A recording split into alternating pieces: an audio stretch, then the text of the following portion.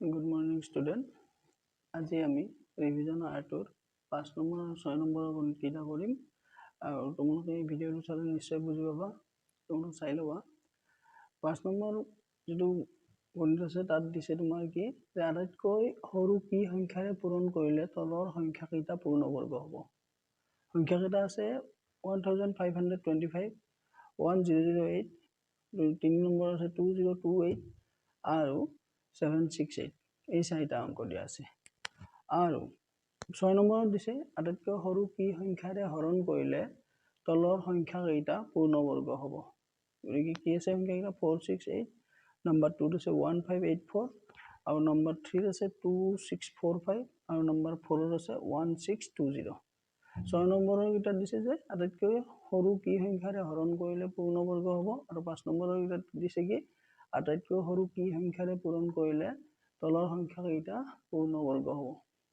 গতিকে তোমালোক প্ৰত্যেকৰে হাতত নিশ্চয় কিতাপ থাকিবই, তোমালোক চাই ল'বা আৰু মই এতিয়া তোমালোকক সমাধানটো কেনেকৈ কৰে সেইটো দি আছোঁ, তোমালোক চাই লোৱা। প্ৰথম আমি এইখিনি মুছি লৈছোঁ।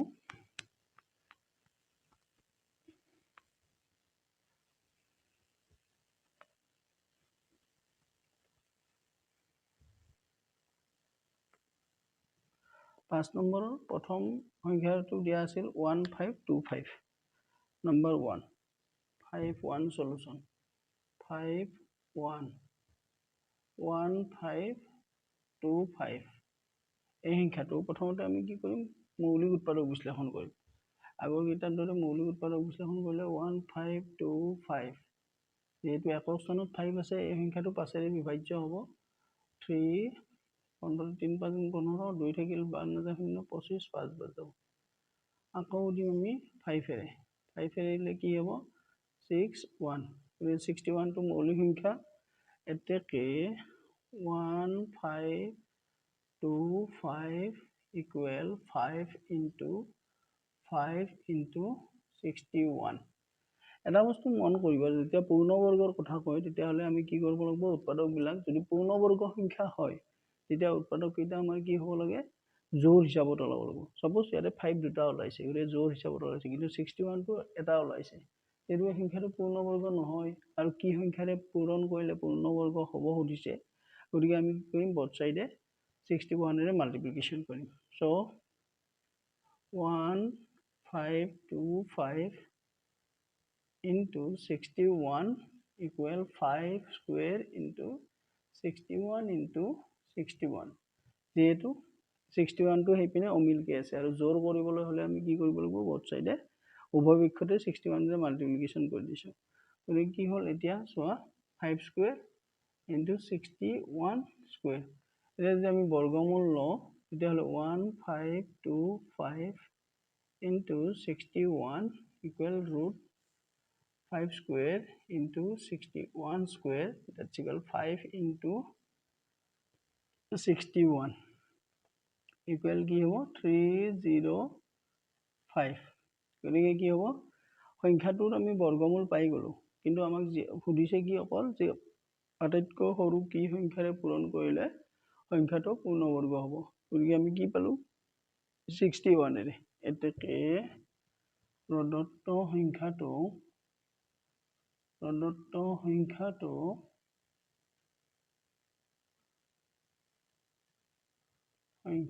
61 এৰে পূৰণ কৰিলে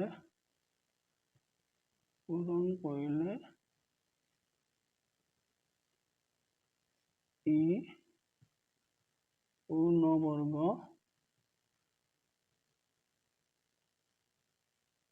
হ'ব।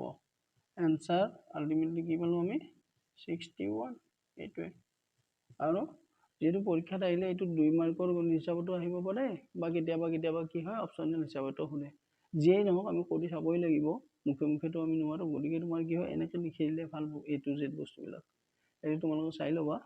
নেক্সট মই 2 নম্বৰটো কৰি দিছো নিশ্চয় বুজি পাইছা চাগে তোমালোকে। 2 নম্বৰটো কি হ'ব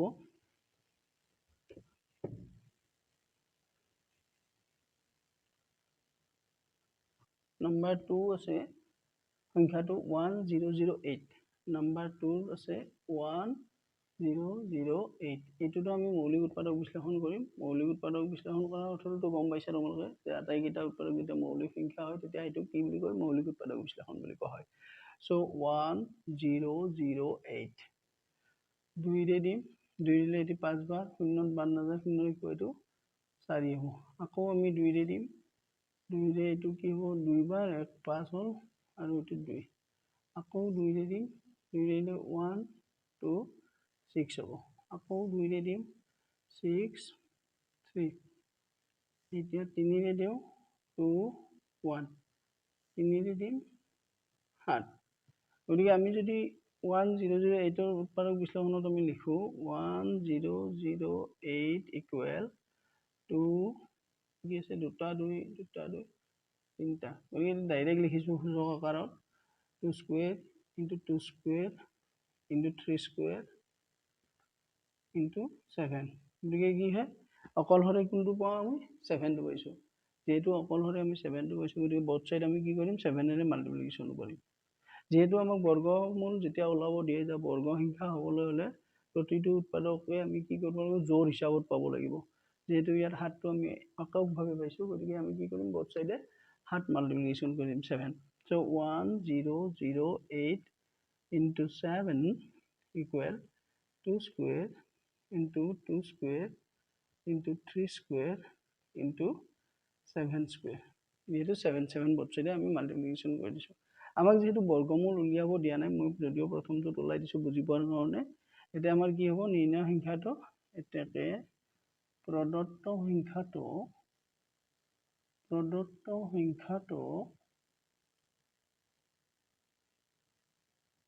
সংখ্যাটো 7ৰে পূৰণ কৰিলে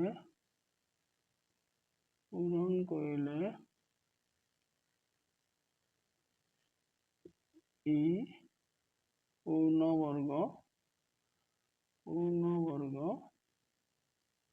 সংখ্যা হ'ব বা পূৰ্ণবৰ্গ হ'ব। এনসাৰ কি হ'ব এই ক্ষেত্ৰত, 7 হৈ গ'ল এইটো। গতিকে কি হয়, প্ৰথম মৌলিক উৎপাদক বিশ্লেষণ কৰিব লাগিব। আৰু যিহেতু পূৰ্ণবৰ্গ সংখ্যাৰ ক্ষেত্ৰত এটা বস্তু মনত ৰাখিবা, উৎপাদকবোৰ কি হ'ব লাগিব, জোড় হিচাপত ওলাব লাগিব। যিহেতু এইটো পূৰ্ণবৰ্গ সংখ্যা নহয়, গতিকে আমি কি কৰিছোঁ, দুয়োপক্ষতে কি 7ৰে পূৰণ কৰিছোঁ, আৰু পূৰণ কৰি দিয়াত এই সংখ্যাটো আমি পূৰ্ণবৰ্গ হিচাপে পাইছোঁ। গতিকে নিৰ্ণয় সংখ্যাটো 7 হ'ব। এইবাৰ মই 3 নম্বৰটো দিছোঁ। 3 নম্বৰটো কি আছে, 2028 নম্বৰটো আছে 2028। গতিকে এইটো কি কৰিম, আমি এইটো প্ৰাইম ফেক্টৰাইজেশ্যন কৰিম, মানে মৌলিক উৎপাদক বিশ্লেষণ কৰিম। 28 প্ৰথম 2ৰে দিলোঁ 1014, তাৰপিছত আকৌ 2ৰে দিম 2507। এইবাৰ আমি কি দিম, 3ৰে দিম। 3ৰে দিলে তোমাৰ কি হ'ব, 169। এইবাৰ আমি কি দিম, 13ৰে দিম 13, কাৰণ 13 13 গুণ 169। চ' তোমাৰ কি হ'ব, এতেকে 2028 equal 2 square into 3 into 13 square.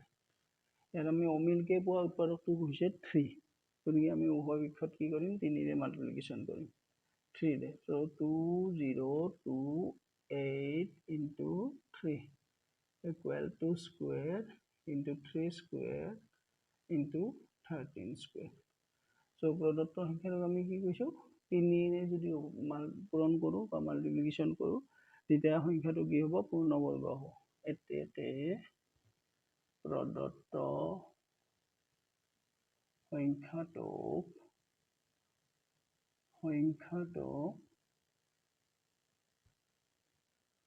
3ৰে পূৰণ কৰিলে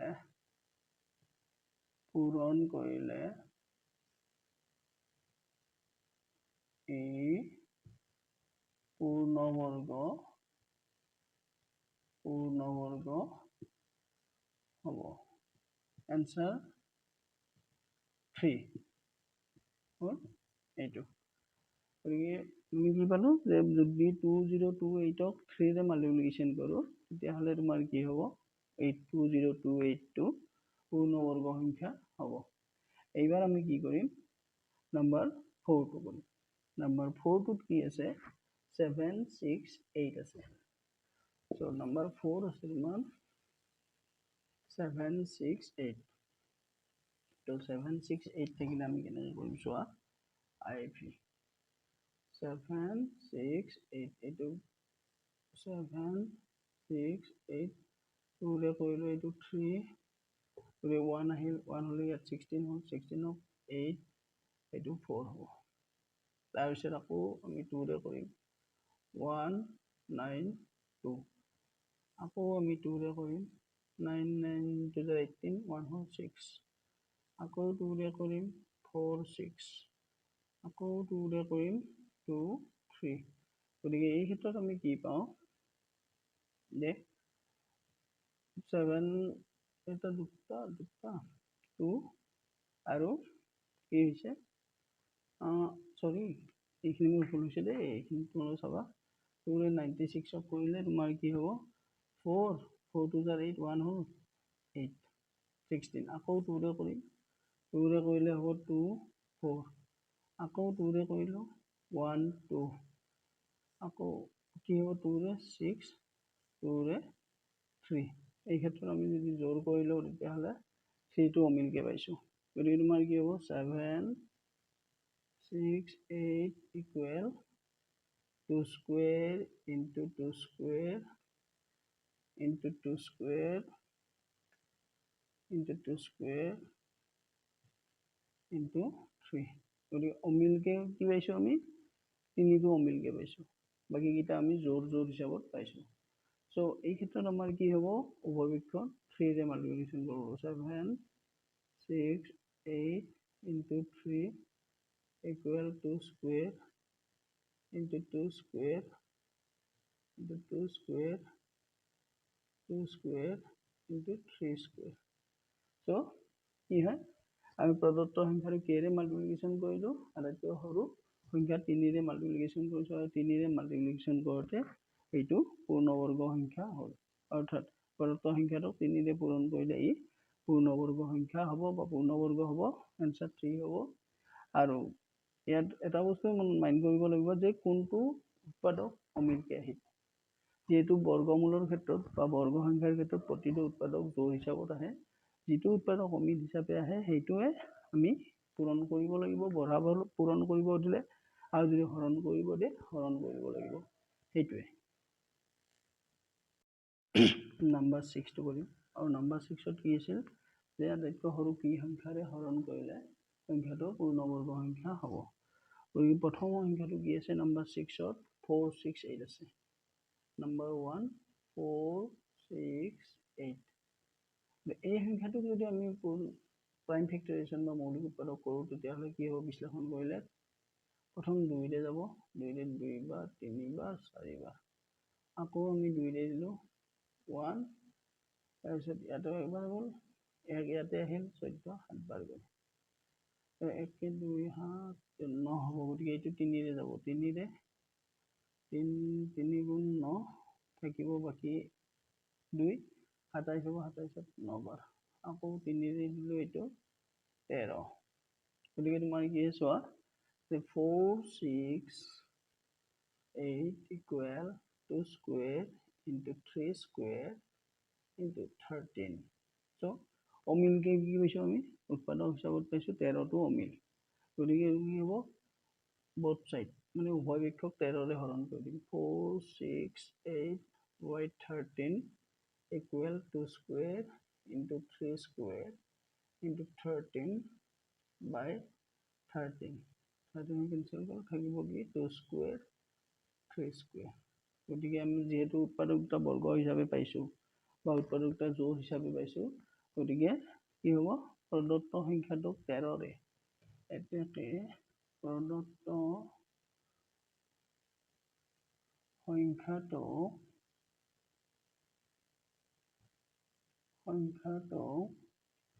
13ৰে হৰণ কৰিলে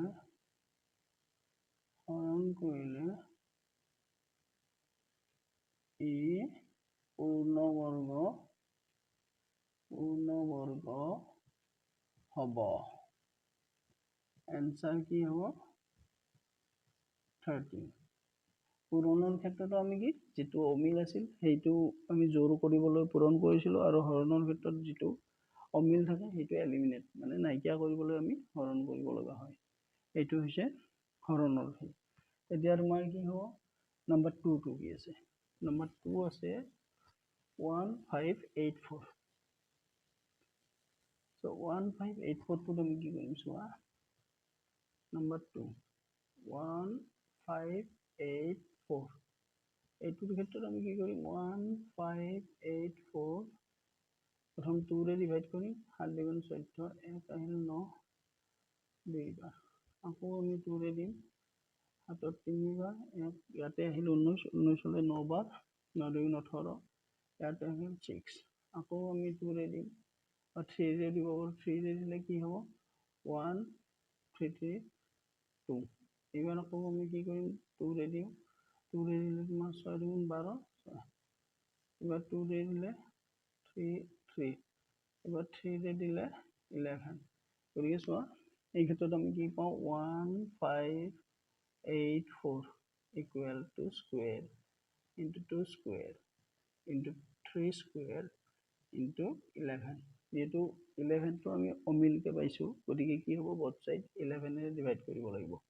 1584 divided by 11 equal to square into 2 square into 3 square into 11 by 11 so এইটো মাল্টিপ্লিকেশ্যন কৰিলে কাটাকাটি গ'ল কাটাকাটি গ'ল থাকিব কি 2 square into 2 square into 3 square তাৰ মানে কি হ'ব প্ৰদত্ত সংখ্যাটো কিহেৰে হৰণ কৰোঁতে আমাৰ মিলিব যে প্ৰদত্ত সংখ্যাটো 11 ৰে হৰণ কৰিলে ই পূৰ্ণবৰ্গ সংখ্যা হ'ব গতিকে ইয়াত এনসাৰটো কি হ'ব 11 হ'ব সো তোমাৰ কি হ'ব এইটো যে প্ৰদত্ত সংখ্যাটো 11 ৰে হৰণ কৰিলে ই পূৰ্ণবৰ্গ হ'ব এনসাৰ 11 এইটো হৈ গ'ল তাৰপিছত আছে কি যে নাম্বাৰ 3 টো আছে তোমাৰ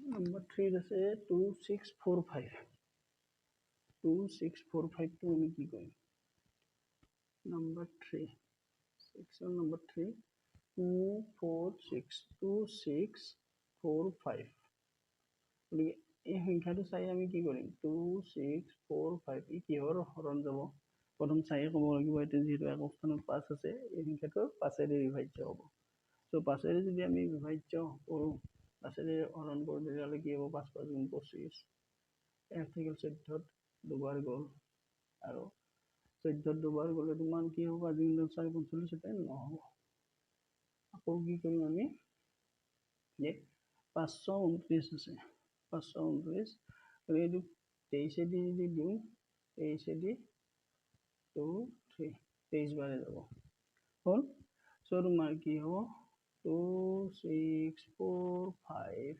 equal 5 into 23 square গতিকে অমিলকে উৎপাদক যেটো উৎপাদক কৈছে সেইটো হৈছে তোমাৰ 5 সো 5 ৰে যদি আমি উভয় পক্ষক ডিভাইড কৰোঁ 2645 by 5 equal 5 into 23 square by 5 5 cancel গ'ল থাকিল 23 square গতিকে কি হ'ব কিহেৰে হৰণ কৰিছো আমি যে প্ৰদত্ত সংখ্যাটো যদি আমি 5 ৰে হৰণ কৰোঁ 5 ৰে হৰণ কৰিলে ই পূৰ্ণবৰ্গ হ'ব এনসাৰ কিমান হ'ব 5 যে প্ৰদত্ত সংখ্যাটো আমি 5 ৰে হৰণ কৰিলে ই পূৰ্ণবৰ্গ সংখ্যা হ'ব এইটো হ'ল এইবাৰ আমি 4 নম্বৰটো কৰিছো 4 নম্বৰটো কি আছে চোৱা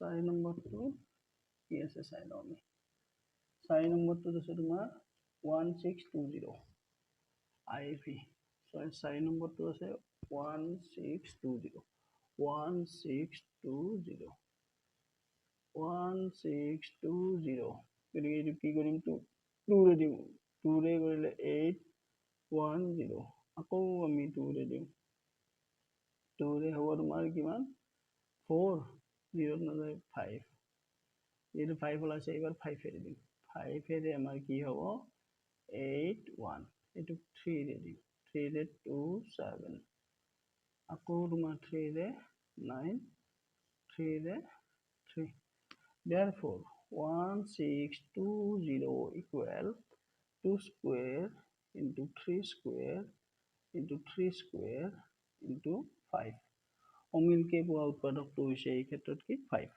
সো উভয় পক্ষক আমি 5 এৰে হৰণ কৰিম 1620 divided by 5 equal to square into 3 square into 3 square into 5 divided by 5 so 5 এৰে এইটো কেনসেল কৰিলো গতিকে কি হ'ব 2 square 3 square 3 square so কি কয় প্ৰদত্ত সংখ্যাটো আমি কিহেৰে হৰণ কৰিছো 5 এৰে গতিকে প্ৰদত্ত সংখ্যাটো 5 এৰে হৰণ কৰিলে ই পূৰ্ণবৰ্গ হ'ব অৰ্থাৎ आंसर কি হ'ব 5 এইটোৱে বুজিছা 1620 যদি আমি 5 এৰে হৰণ কৰো তেতিয়া হে কি হ'ব ই পূৰ্ণবৰ্গ সংখ্যা হ'ব গতিকে তোমালোকে চাই লোৱা বুজি ল'বা আৰু যদি কিবা অসুবিধা পোৱা মোক প্ৰশ্ন সুধিব পাৰা কমেন্টৰ জৰিয়তে ধুনীয়াকৈ বুজাই দিম তোমালোকক থ্যাংক ইউ